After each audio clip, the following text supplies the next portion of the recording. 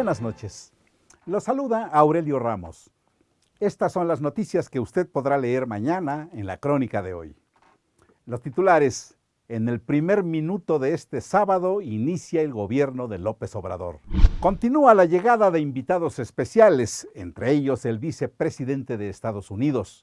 Firman Peña Nieto, Trudeau y Trump el nuevo TLC. Incumplió gobierno gringo arreglo de aranceles al acero y el aluminio, dice el Consejo Coordinador Empresarial. Como en familia recibió el yerno de Trump el águila azteca. Arrancó cumbre del G20. Arropan líderes de potencias a príncipe saudí sospechoso de asesinato. Vamos a los detalles de la información. En el primer minuto de este sábado inicia el gobierno del presidente Andrés Manuel López Obrador. La ceremonia de investidura en sesión de Congreso General tendrá lugar en Palacio Legislativo de San Lázaro a las 11 horas. Y posteriormente el presidente dirigirá un mensaje en el Zócalo, donde todo ha quedado a punto para recibirlo.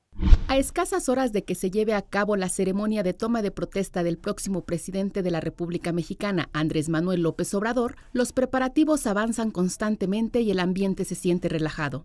La Cámara de Diputados revisa la logística del recorrido que hará el presidente electo desde que llegue al Palacio Legislativo por la Avenida Congreso de la Unión y se dirija al Salón de Sesiones, acompañado por la Comisión de Cortesía que integrarán diputados y senadores. La escolta de bandera y las vallas para la recepción y salida de los mandatarios e invitados presentes se conformará por cadetes del Colegio Militar, de la Heroica Escuela Naval Militar y del Colegio del Aire. Este viernes ya se encuentra cerrada la circulación en la Avenida 20 de Noviembre y mañana habrá más cortes a la circulación de las calles que lleguen a la explanada del Zócalo capitalino. Asimismo, a partir de las 22 horas de este viernes 30 de noviembre, permanecerán cerradas las estaciones del sistema de transporte colectivo Metro Candelaria, perteneciente a la línea 1 y 4, Fray Servando de la línea 4 y Zócalo de la línea 2. De acuerdo a la agenda, el presidente Enrique Peña Nieto entregará la banda presidencial al tabasqueño en punto de las 11 horas en la sala de sesiones de la Cámara de Diputados. Posteriormente, López Obrador ofrecerá un mensaje a la nación.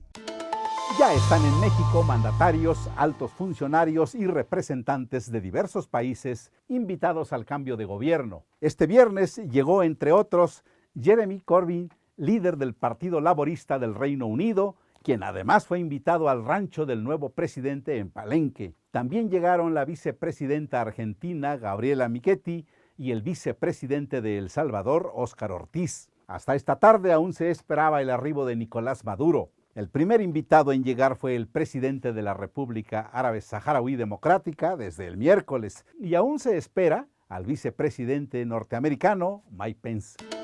Los presidentes de México y Estados Unidos, así como el primer ministro de Canadá, atestiguaron y rubricaron el nuevo TLC.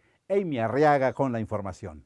El presidente Enrique Peña Nieto, el mandatario de Estados Unidos, Donald Trump, y el primer ministro de Canadá, Justin Trudeau, firmaron el tratado comercial entre México, Estados Unidos y Canadá. En el marco de la cumbre del G20 que se realiza en Argentina, los tres líderes signaron el TEMEC, el cual juzgó Peña Nieto como el primer tratado comercial con elementos para atender el impacto social del comercio internacional, pues facilita la participación de más sectores de la economía, amplía la protección de derechos de los trabajadores y fortalece el cuidado del ambiente. Además, resaltó que los acuerdos comerciales no pueden permanecer estáticos, necesitan avanzar de acuerdo con los cambios de la economía y las necesidades de nuestras sociedades. El presidente afirmó que con el acuerdo los tres países trabajarán unidos por el bienestar y la prosperidad de cada una de sus sociedades y están listos para iniciar una nueva etapa en su historia compartida. En su último día de gobierno, Peña Nieto dijo sentirse muy honrado de haber participado en la firma del nuevo tratado comercial entre las tres naciones. Dijo que este día concluye un largo proceso de diálogo y negociación que consolidará la integración económica de América del Norte.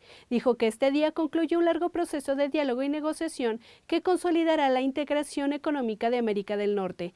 Después de sellar el pacto comercial, Justin Trudeau, primer ministro canadiense, destacó que en el último día de Peña Nieto como presidente de México era un placer verlo en un momento tan histórico. Aseveró que en la renegociación Canadá antepuso las necesidades de los canadienses, protegió los empleos y fortaleció la clase media de la nación. Por Por su parte, el presidente de Estados Unidos, Donald Trump, presumió la firma del TEMEC, al cual calificó como el más importante acuerdo de su país y de la historia de la humanidad. Afirmó vía Twitter que el terrible Telecán se irá y el TEMEC será fantástico para todos. El TEMEC es producto de 13 meses de renegociación que culminó el pasado 13 de septiembre. Reemplazará al Tratado de Libre Comercio de América del Norte, el cual ha estado vigente desde el 1 de enero de 1994 y deberá ser ratificado por los congresos respectivos de los 3 países. Para Crónica TV, Amy Arriaga.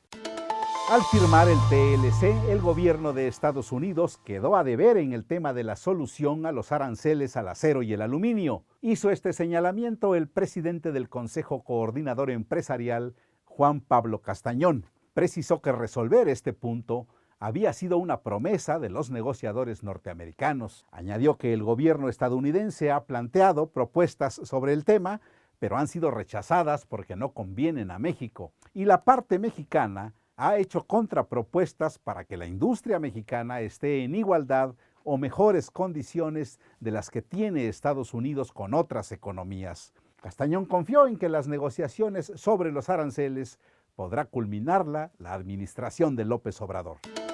Ante su suegro y esposa, el yerno de Trump recibió de manos del presidente Peña Nieto la presea de la Orden del Águila Azteca.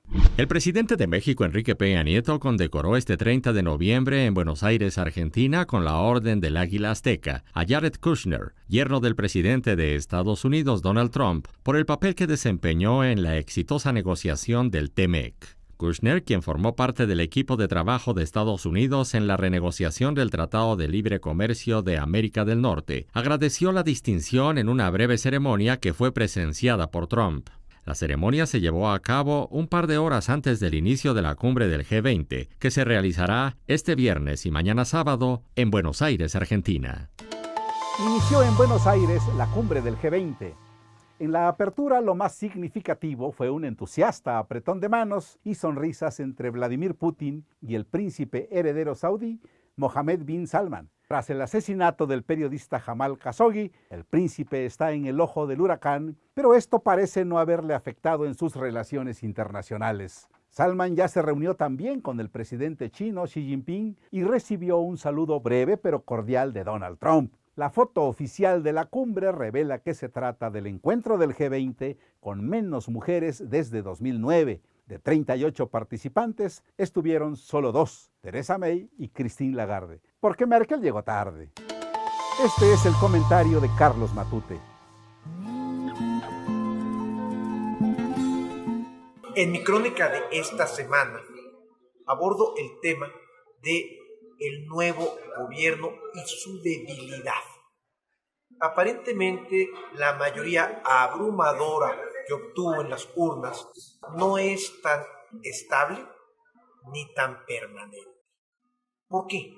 Porque las propias prácticas de los grupos que llevaron al poder a este gobierno se van a revertir poco a poco en su contra. Las marchas, el chantaje político para obtener más recursos o más beneficios, las movilizaciones de campesinos, maestros, que han sido sus tácticas de lucha como activistas u oposición, ahora posiblemente se les reviertan. Y el sábado empiezan con la marcha de la coordinadora de los trabajadores de la educación. ¿Para qué? Para que se abrogue en forma absoluta, valga la redundancia, la reforma educativa. No es un gobierno tan fuerte como aparenta. Va a ser sujeto al chantaje. ¿Por qué? Porque además promete demasiado de lo que aparentemente puede cumplir. Los invito a profundizar sobre el tema en mi artículo de esta semana. Soy Carlos Matute. El nuevo gobierno ya tiene la iconografía que representará su imagen institucional. Es una composición que, en una formación con Benito Juárez en el centro sosteniendo la bandera nacional, incluye a Morelos, Miguel Hidalgo, Madero y Lázaro Cárdenas. Fue donada por los diseñadores gráficos Juan Pablo José y Eric Salgado. El vocero presidencial Jesús Ramírez dijo que fue elegida por ser la más identificada por la población. Las autoridades habilitaron un segundo albergue para migrantes en Tijuana, luego de que el jueves se inundó el Deportivo Benito Juárez donde se hallaban. Un segundo albergue ha sido habilitado por el Gobierno de México para los migrantes centroamericanos ante el hacinamiento de unos 6,000 en la unidad deportiva que ocuparon al llegar hace 2 semanas a la fronteriza ciudad mexicana de Tijuana. Este nuevo refugio es cercano a la colonia Mariano Matamoros, denominado El Barretal, en el este de Tijuana. Tiene capacidad para 7.500 personas, de las cuales 3.500 estarían bajo techo, y se localiza a unos 14 kilómetros de distancia de la garita de Otay, donde los migrantes han hecho protestas para pedir asilo en Estados Unidos. La prioridad para el traslado son niños, mujeres, personas de la tercera edad y los que tienen problemas de salud, además de los adultos que han expresado su voluntad de ser reubicados, señalaron las autoridades. El pronóstico del tiempo para esta región de México prevé lluvias fuertes en Tijuana, que pueden recrudecer los encharcamientos que dificultan la vida de los migrantes en el primer albergue en la unidad deportiva Benito Juárez. Las autoridades consideran que en algunas partes del deportivo las condiciones no son favorables para que permanezcan los migrantes, ya que la lluvia provocó charcos. El secretario de la Defensa Nacional saliente, Salvador Cienfuegos, se dijo hoy muy afortunado de haber nacido en este país y de haberle servido a su pueblo. Encabezó en el Colegio Militar la ceremonia de reconocimiento al alto mando del Ejército y la Fuerza Aérea. En el acto se despidió de la tropa, al poner fin a 50 años de carrera militar. Sostuvo que durante su trayectoria sirvió con dedicación, entrega y lealtad a la patria. También expresó que con el general Luis Crescencio Sandoval al frente de la Sedena, el ejército quedará en buenas manos. Asaltantes vestidos de cocineros robaron un banco y se llevaron 10 millones de pesos. El hecho ocurrió en Naucalpan. Luis Ayala nos informa. Un comando armado asaltó una camioneta de valores dejando un custodio muerto y 3 más lesionados en la avenida 1 de Mayo en el municipio de Naucalpan, llevándose aproximadamente 10 millones de pesos. Los primeros reportes indican que la camioneta de la empresa Seguritech llegó a una sucursal de Banamex para reabastecer los cajeros automáticos, cuando fueron interceptados por el comando armado que llegó disparando contra los custodios. En el lugar falleció un custodio del Cuerpo de Seguridad del Estado de México, 2 custodios más quedaron lesionados, quienes fueron trasladados al hospital de Lomas Verdes, mientras que un cuentahabiente también quedó lesionado por arma de fuego en el hombro izquierdo. De inmediato se activó la movilización policíaca, ya que los presuntos asaltantes huyeron en una camioneta van de color blanca, la que fue ubicada vacía en la calle San Miguel Nepantla, en la colonia Unidad San Esteban. Hasta el momento continúan las autoridades en la búsqueda de este comando que dejó lesionados a 2 custodios y mató a 1 más. Informó para Crónica Televisión Luis Ayala. Este es el comentario de Rafael Cardona.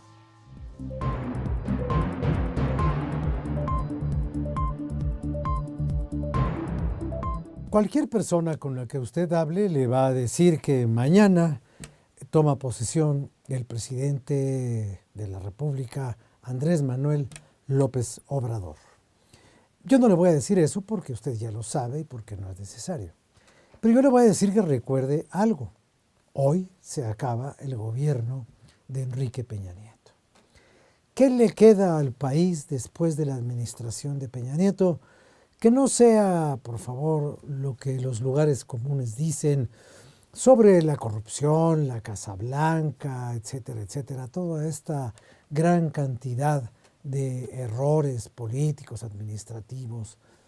¿Qué queda a final de cuentas? ¿Cuál es el verdadero sedimento del trabajo de 6 años de Enrique Peña? Pues yo creo que queda la enorme diversidad de reformas administrativas y aún políticas que su gobierno emprendió. La reforma energética, la reforma financiera, los asuntos de las telecomunicaciones, la reforma de los bancos y en general una gran cantidad de cosas que por algún momento hicieron de Enrique Peña un presidente enormemente popular, con un gobierno lleno de aspiraciones y de buenos auspicios. ¿Cuándo fue que todo eso se rompió? Porque definitivamente está total y absolutamente roto y su página en la historia de México no se va a escribir con letras de oro, sino cuando mucho con letras de barro, y eso sería darle una gran distinción. Finalmente creo que se rompió cuando Enrique Peña y su equipo no se dieron cuenta de que se debe gobernar para afuera y no gobernar para adentro. Hay que gobernar para el paisaje, no para el espejo. Esa es una lección, a ver quién la aprende.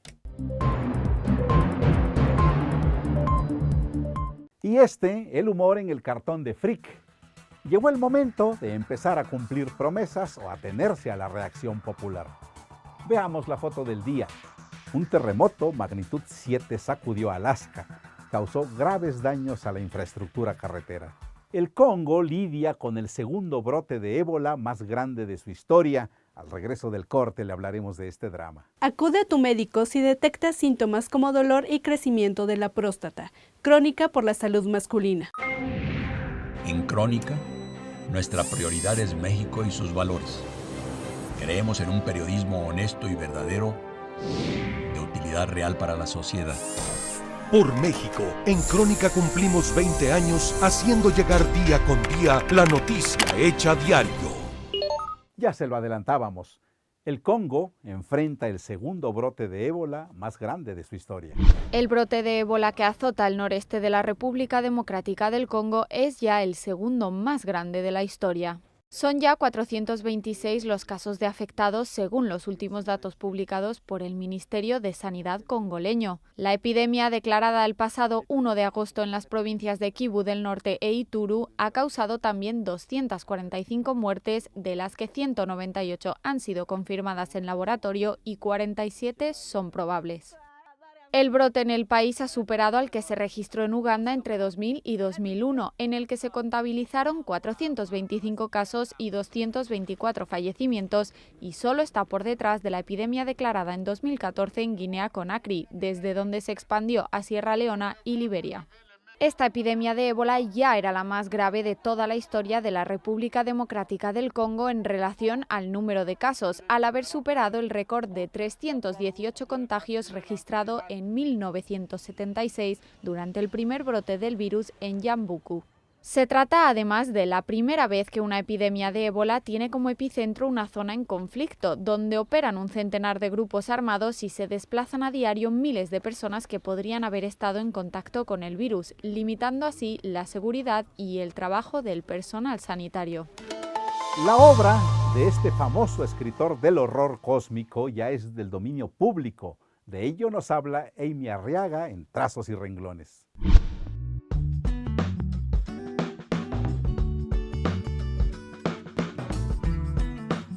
81 años de la muerte de Howard Philip Lovecraft, los derechos de autor de todos sus textos son ahora de dominio público. Justamente hace 100 años, el estadounidense abandonó el terror gótico para explorar el terror fantástico, a través de los sueños, portales a otras realidades, sean dimensiones o zonas limítrofes del inconsciente. En 1918 escribió la historia que inauguraría su ciclo onírico, el cuento Polaris. Como en varios de sus relatos, es protagonizado por una persona con gran intelecto. Ese individuo vive en un pantano, contemplando las estrellas, excepto cuando sueña y la estrella polar que lo ronda cambia de posición. En esos momentos es un hombre que resguarda una antigua ciudad desde su atalaya. El vigía sueña que es un hombre habitando un pantano y no le es posible despertar para proteger su hogar. El destino e imprecisión dominan el relato. Ambos hombres, que son uno, desconocen cuál es la vigilia y cuál es el sueño. El lector tampoco sabe si estamos ante la locura de uno o la lucidez del otro, si el inicio del cuento es la ensoñación o bien si el fin es esa aterradora pesadilla. En el mismo año, Lovecraft escribió otro cuento, La pradera verde. Se basa en el sueño de su amigo Winifred Jackson, a quien le daría su respectivo crédito. La historia esencialmente revela la estadía de un solitario atrapado en un bosque selvático inmóvil. El hombre en cuestión está condenado a su deseo cumplido, atravesar abismos para vivir inmortal y libre de ataduras. Liberado de su mortalidad, cuerpo, olvido y razón, trata de sujetarse a la poca cordura que le queda con la escasez escritura. Ambos cuentos poseen una detallada descripción de los paisajes de ensueño y una incertidumbre entre lo real y lo fantástico. También sus narradores adjetivan a los sustantivos para volverlos temibles. El calificar negativamente a sus visiones no las hace aterradoras. Lo verdaderamente espantoso está en los sentidos en los que ya no se puede confiar, en las sensaciones que espantan, en la percepción de lo aterrador. Esto causa horror, pues la reacción, así como lo terrible, proviene de dentro del propio hombre. Esas historias son tan solo el fundamento de su ciclo onírico, que llevará a H.P. Lovecraft a configurar sus famosos mitos y el horror cósmico. Hasta el próximo Trazos y Renglones.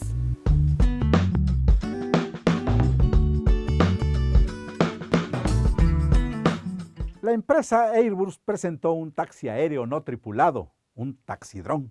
Airbus ha presentado en Ámsterdam un prototipo de su taxidrón, un invento del futuro para transportar personas dentro de las ciudades una vez que el tráfico esté regulado y que pone de relieve que la tecnología y la legislación se están desarrollando a diferentes velocidades. Junto al fabricante alemán Audi, socios en la fabricación de este nuevo artilugio llamado Pop-Up Next, ambas empresas hicieron una demostración a escala 1:4 en directo en el centro de conferencias RAI de este modelo diseñado por Italdesign, que nada tiene que ver con el habitual dron de pequeño tamaño.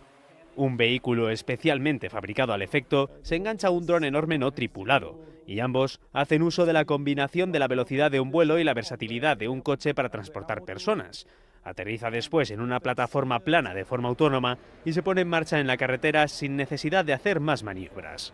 Todo esto es muy prometedor, pero requiere ahora una definición de rutas aéreas, y por eso Airbus ya ha elaborado una arquitectura de cómo debe ser ese sistema y está intentando definir con más precisión los aspectos militares y de aviación civil y comercial, aunque la palabra final la tendrán las autoridades de cada país. Este invento, que a simple vista parece ciencia ficción, podría ser clave para aliviar la congestión de las grandes ciudades al dividir el tráfico entre aire y tierra. Llegamos al final. Iniciamos un fin de semana histórico, estrenando gobierno federal. Deseamos, por el bien de todos, que nuestro nuevo presidente tenga éxito en su cometido. Y los invitamos a mantenerse informados por medio de las distintas plataformas de la Crónica de hoy. Gracias, soy Aurelio Ramos. Muy buenas noches.